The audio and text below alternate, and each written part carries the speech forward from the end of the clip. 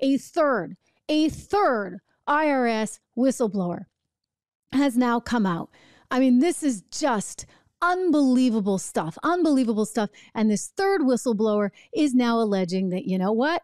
They couldn't get anything through because everybody was standing in the way. They wanted to go forward with tax charges in California, but what do you know? They couldn't do so. IRS Director of Field Operations, Michael Batford, he told the House Ways and Means Committee earlier this month, this just being revealed today, that U.S. Attorney E. Martin Estrada of the Central District of California had declined to partner with Weiss on the case, forcing him to look elsewhere. Apparently, the Delaware prosecutor, that would be David Weiss, who's now the special counsel, revealed the setback to Mr. Batdorf and the IRS special agent in charge, Darren Walden, in a December 22 phone call. This is according to a transcript that's been made available of Batdorf's September 12th interview. And various entities have been reporting on this because this is pretty significant.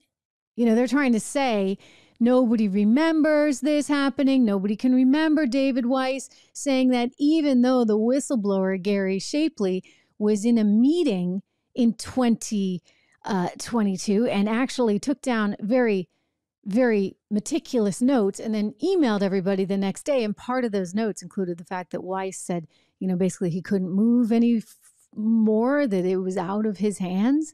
And so there were these obstacles that everybody inferred as being the DOJ in the way. In other words, political issues. But let me quote what Mr. Batdorf said of the conversation that he had with David Weiss. And that is, quote, he just said that they had declined and he had to make the decision on where he was going to go. So they had declined.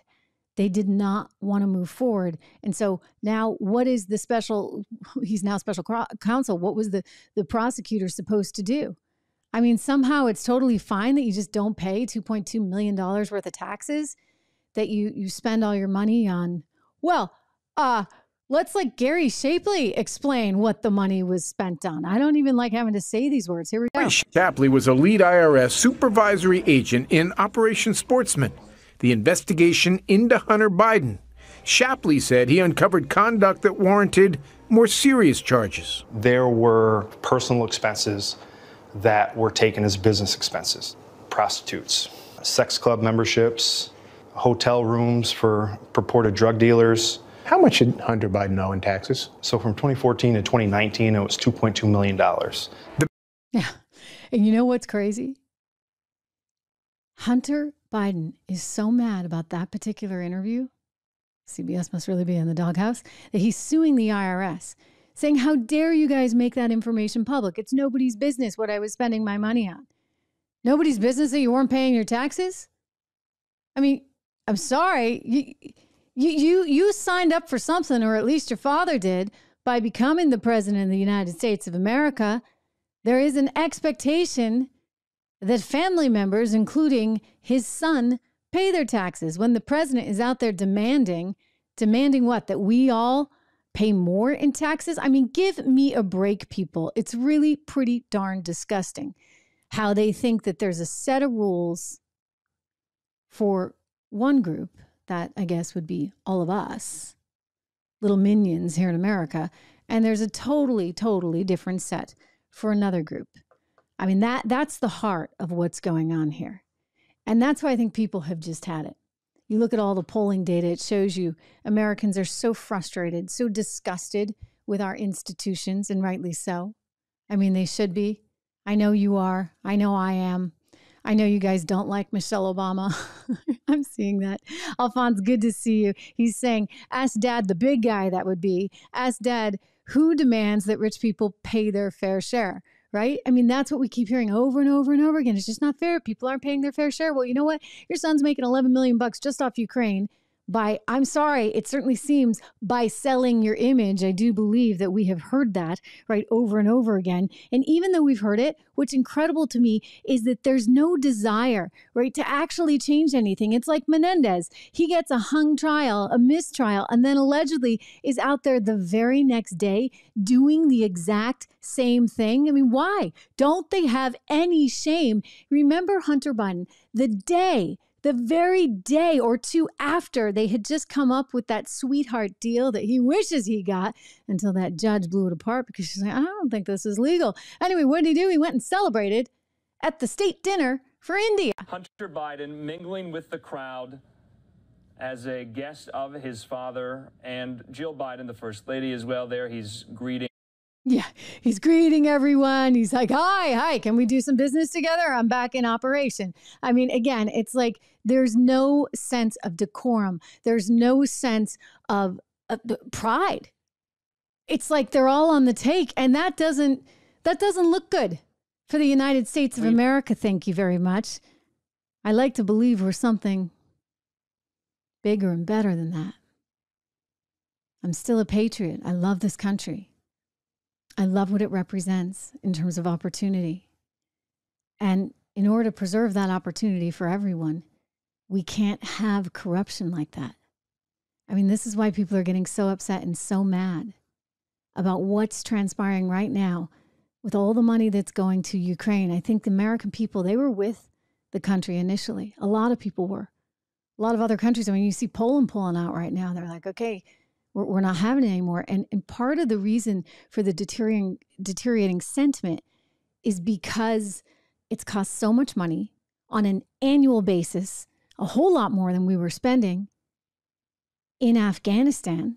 We spent 20 years there, and the amount of money on an annualized basis is significantly more than what we're spending right now. And so people are like exhausted, and they look at the corruption and the graft that's happening in Ukraine, and they're like, wait a second, no, not my tax dollars, not to mention all the lives that are being lost. And so it's that corruption that I think fundamentally just gets at all of us, right? We don't want to be that. We don't need people like Bob Menendez, if, as it's been alleged, they are as corrupt as this indictment certainly makes them out to be. We don't need people like Hunter Biden, who are out there purchasing firearms while they're, his dad is like, no. Purchasing firearms while on drugs and not bothering to say anything. We don't need people like Hunter Biden that are not registering as foreign lobbyists. By the way, this is like out there. Like, I don't even have to say alleged. He was lobbying. He never registered. People go to jail for that. Tom Barrack, for example, right? Out in LA, who didn't need the money that Hunter did. And then on top of that, not paying their taxes. And then the audacity to come back and sue the IRS like it's your fault. I know none of us are necessarily fans of the IRS, but didn't Pop say he was going to employ 80,000 more people so that they could go after all those millionaires and billionaires that weren't paying their taxes? My gosh. Listen, it's great to see all of you. I don't think Michelle Obama can win either. I think she would be a very tough fight, but you're going to see a lot of infighting within the Democrat Party because fairly, like in all fairness, right, it should theoretically go to none other than Kamala Harris. She's next in line. She's female. She's Black. And now you're going to tell me, you're going to whiz in the Gavin Newsoms of the world? I don't think that's going to fly, which is why they're talking about, of course, Michelle Obama.